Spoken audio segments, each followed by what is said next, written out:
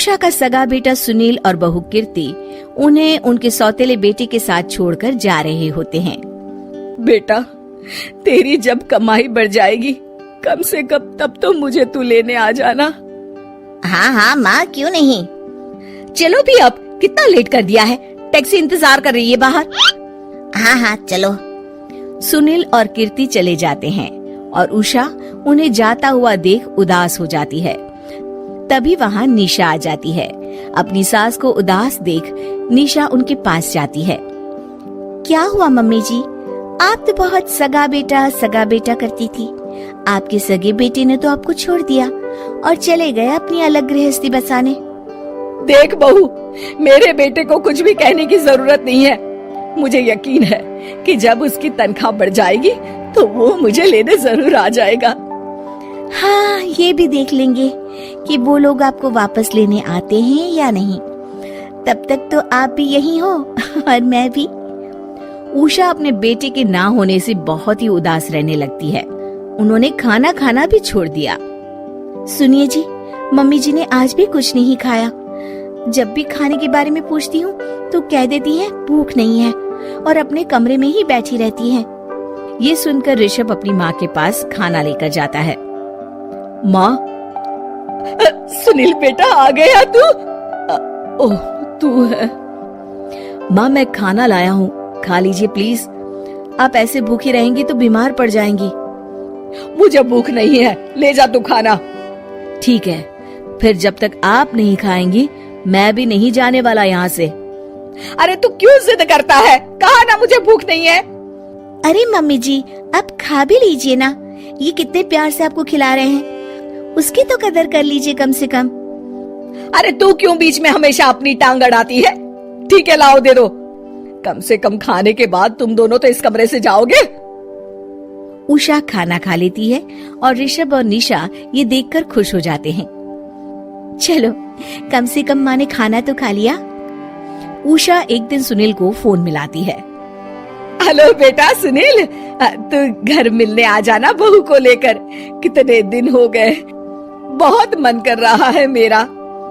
हाँ हाँ ठीक है माँ, ऑफिस में बहुत काम है, टाइम मिला तो आ जाऊंगा।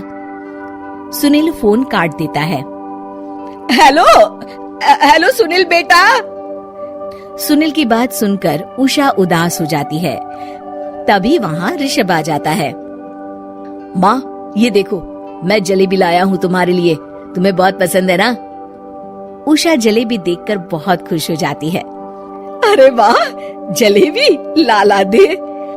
उषा जलेबियाँ खा रही होती है और ऋषभ अपने कमरे में चला जाता है। देखा मम्मी जी, आपका ये कितना ख्याल रखते हैं, और प्यार सगे और सौतेले से नहीं आका जा सकता। आपको उदास देखकर ये आपके लिए तुरंत जलेबी ले आए, यही तो प्यार होता है। ये कहकर निशा वहाँ से चली जाती है और उषा सोचने लगती है, शायद तू ठीक कह रही है बहू। उषा देखती है कि ऋषभ उसका बहुत ख्याल रखता है और उसे उसकी गलती का एहसास होने लगता है। एक दिन सुनील और कीर्ति घर पर आते हैं। उषा उन्हें देखकर खुश हो जाती है। और माँ कैसी हो? अरे बहुत अच्छी हूँ। ऋषभ और बहू मेरा बहुत ख्याल रखते हैं। वैसे मुझे नहीं लगा था कि तू आएगा बहू के साथ। क्यों, ऐसा क्यों लगा आपको माँ? बेटा, फोन पर तूने कहा था कि तुझे बहुत काम है।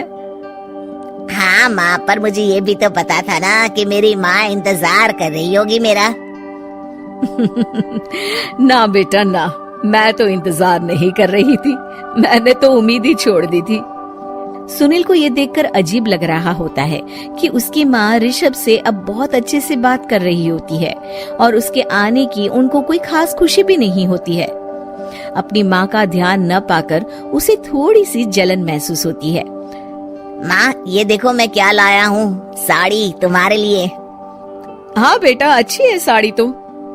अच्छी है तो फिर आप आज इसे पहनो और फिर कहीं घूमने चले जाते हैं। बेटा, ऋषभ ने भी मुझे साड़ी दी थी, आज तो मैं वही पहनूंगी।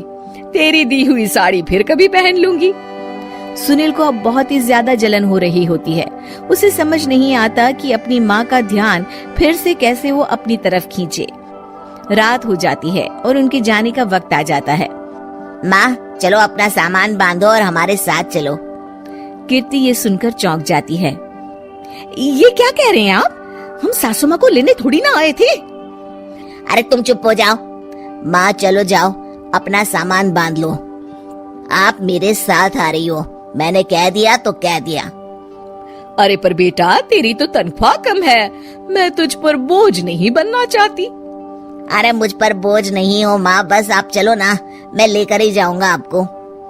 नहीं बेटा, अब मैं नहीं आना चाहती। मैं तो अब ऋषभ और बहू के साथ ही रहूंगी। ये सुनकर ऋषभ चौंक जाता है। ये क्या कह रही हो माँ? हाँ बेटा, मैं कहीं नहीं जाने वाली अब। माँ, अब सच में नहीं जा रही? नहीं बेटा, मैं तो तेरे पास ही रहूंगी अब, और जो प्यार मैं तुझे नहीं दे पाई वो सब दूंगी बेटा। ऋषभ और उसकी माँ गले मिलते हैं और निशा खुश हो जाती है।